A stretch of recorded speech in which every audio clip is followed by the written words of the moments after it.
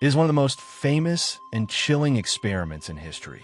A man in a lab coat, a series of electric shocks, and a terrifying question about the nature of power and authority. You've likely heard the story, but what if the main lesson we all learned from it was wrong? In this video, we are not just talking about the Milgram experiment. We are putting it under a modern psychological microscope. Using recently analyzed archival audio from the original sessions, you will get a new, more nuanced understanding of authority, obedience, and, most importantly, the psychology of defiance. This isn't just a history lesson. It's a deconstruction of the critical moment where a person decides to say no. You know the famous statistic. 65% of ordinary people, when ordered by an authority figure, were willing to deliver what they believed were lethal electric shocks to an innocent person. The conclusion that has echoed for decades is that most of us, under the right circumstances, will blindly obey a destructive command. But here is the contrarian truth hidden in the original tapes. Milgram's participants were not passive automatons. The audio reveals they constantly argued, challenged, and tried to resist the experimenter. In fact, modern analysis shows that when the experimenter used his most explicit order, "You have no other choice, you must go on," every single participant refused to continue. This turns the story on its head. The most fascinating question isn't why so many people obeyed, but what the psychology of defiance looks like in those who successfully resisted, and why a direct order, paradoxically, was the one thing that broke the spell of authority. Welcome to The Mind Explained, where we are dedicated to exploring the most complex subject in the universe, the human mind.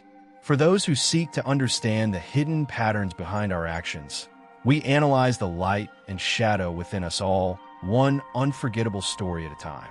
I'm glad you're here. Drop a comment below with where you're watching from and what time it is for you. We've got a story tonight that I think will stick with you. To understand the experiment, you first have to understand the man. Stanley Milgram was a Jewish psychologist at Yale University, and he was haunted by the Holocaust. He wasn't just studying obedience in the abstract. He was consumed by a specific, terrifying question. He looked at figures like Adolf Eichmann, the Nazi logistician for the final solution, who claimed in his trial that he was just following orders. Milgram wanted to know, was Eichmann a monster? Or was he something more terrifying? Was he ordinary? Milgram's question was, could it be that Eichmann and his million accomplices in the Holocaust were just following orders? He set up his infamous obedience study in 1961, not to prove that people were evil, but to see how far a good person would go when placed in a situation where authority and morality were in direct conflict. The ingenious and terrifying design of this test is next. Don't go anywhere. Welcome back. We've just discussed the man haunted by the Holocaust. Now, let's look at the simple, terrifying setup he designed to find his answer. The setup was a masterpiece of psychological theater. Participants were told they were in a study about memory and learning. They were assigned the role of teacher. In another room, an actor named Mr. Wallace played the learner. The teacher's job was to read word pairs. If the learner got one wrong, the teacher was instructed to deliver an electric shock, increasing the voltage with each error. The machine was fake, but the teacher didn't know that. They heard the learner's scripted reactions through the wall, grunts of pain, then shouts. At 150 volts, the learner would cry out that he had a heart condition and wanted to stop. At 330 volts, the learner went silent, implying he was unconscious or worse. Whenever the teacher hesitated, the experimenter, a stern man in a gray lab coat, used 4 verbal prods to push them forward. 1. Please continue. 2. The experiment requires that you continue. 3. It is absolutely essential that you continue. 4. And finally, you have no other choice. You must go on. Before he began, Milgram polled his colleagues. They predicted only 1 to 2% of people, the sociopathic fringe, would go all the way to 450 volts. They were wrong. In the most famous variation, 26 out of 40 participants, 65%, obeyed the experimenter and delivered the final 450-volt shock. This 65% number became a cultural touchstone. It was the definitive proof of the banality of evil. But why? What psychological mechanism could make a good person inflict such cruelty? Milgram believed he had the answer. Prepare to understand the hidden architecture of obedience, the one simple shift in our minds that he claimed could make good people do terrible things. We'll delve into it right after this. Welcome back to The Mind Explained. We've just seen the shocking results, 65% obedience. Now, let's pull back the curtain and look at the actual psychology Milgram thought was at play. This is his definitive theory. Milgram called his explanation agency theory.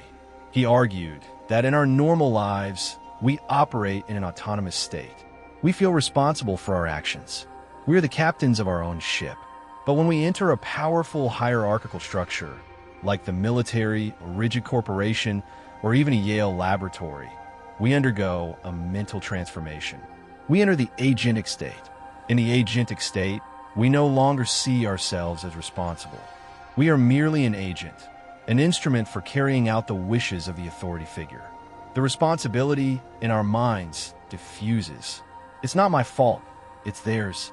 I'm just doing my job. Does this sound familiar? This is the core psychology of aspirational fraud.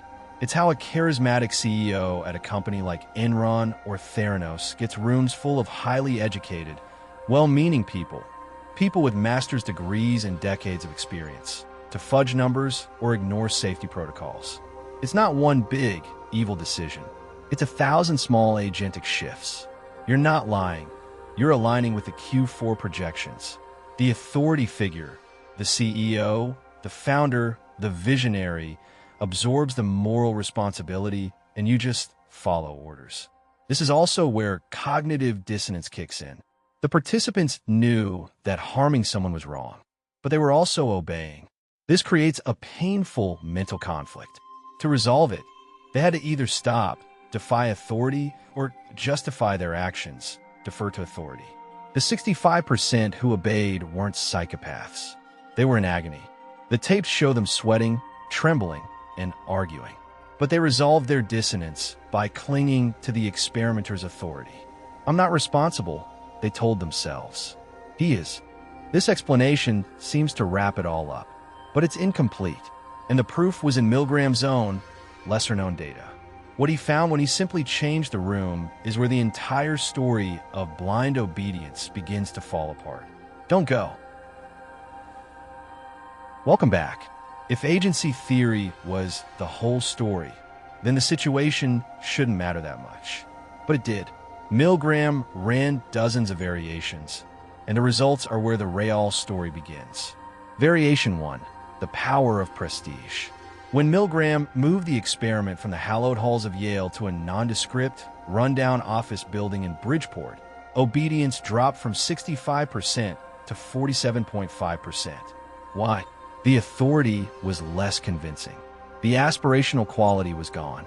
That gray lab coat didn't look as impressive without the Yale brand backing it up. Variation 2, the power of proximity. When the experimenter left the room and gave his orders by phone, obedience plummeted to 21%. Without the physical, imposing presence of authority, the agentic shift failed. It's much easier to ignore an email from your boss telling you to do something unethical than it is to say no to their face. Variation 3, the power of humanity.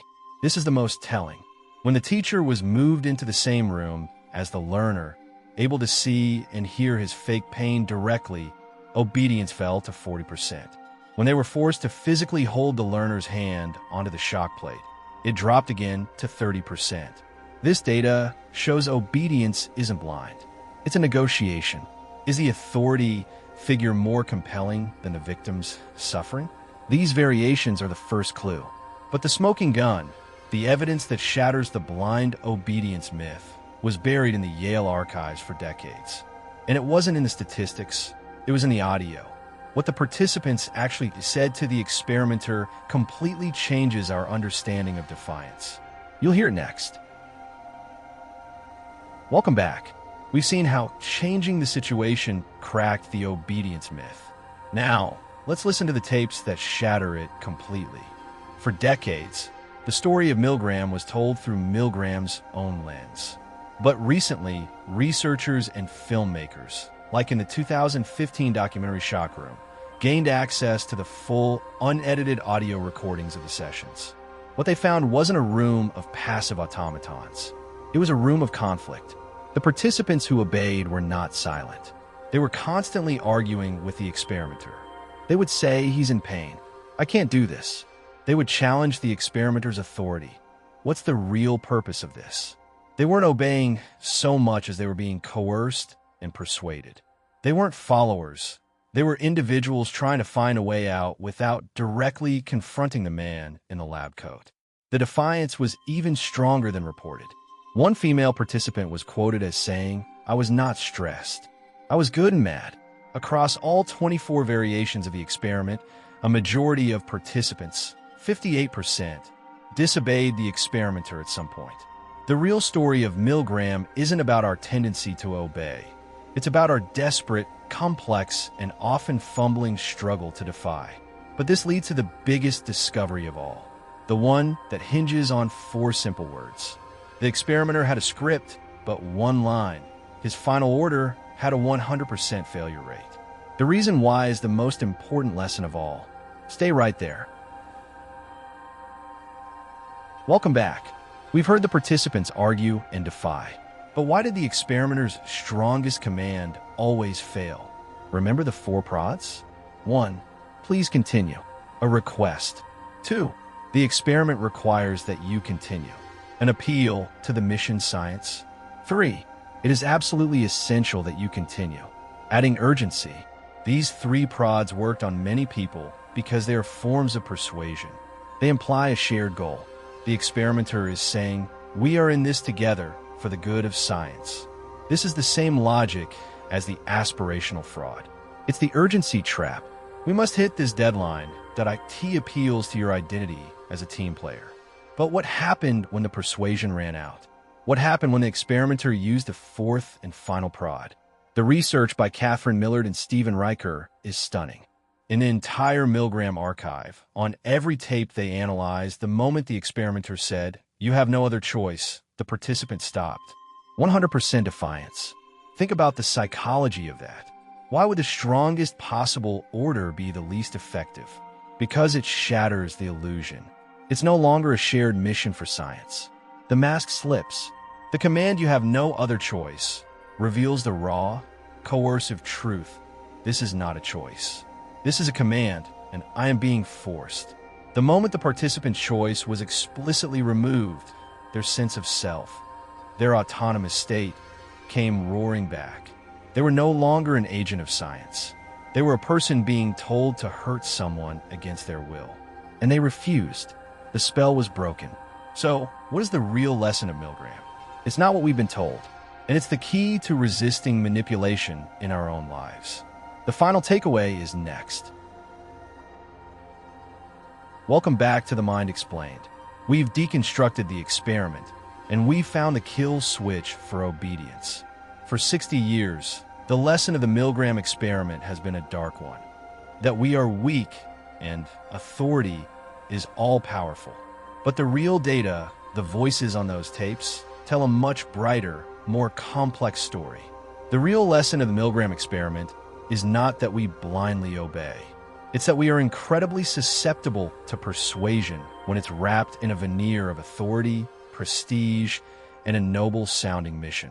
Authority doesn't work by ordering us to do things we find morally wrong.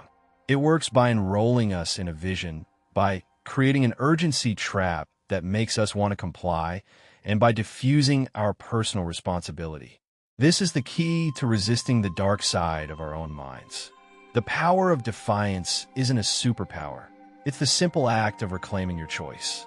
It's stopping in that high-pressure meeting and asking, "Why is this absolutely essential?" It's questioning the urgency trap. It's being the one to say, "I understand a mission, but I am not comfortable doing this, and I do have a choice." The Milgram experiment isn't a story about how good people turn evil. It's a story about how good people struggle, negotiate, and fight back, and how, when pushed to the absolute limit, our instinct for autonomy and defiance finally wins. What do you think? Have you ever felt that agentic shift in your own life? That pressure to go along with something at work or in a social group that just didn't feel right? How did you handle it? Let's discuss it in the comments. I read all of them. And if you found this reanalysis valuable, do me a favor and hit that like button and subscribe for more stories that deconstruct the hidden patterns of the human mind. Thanks for watching. We'll see you in the next one.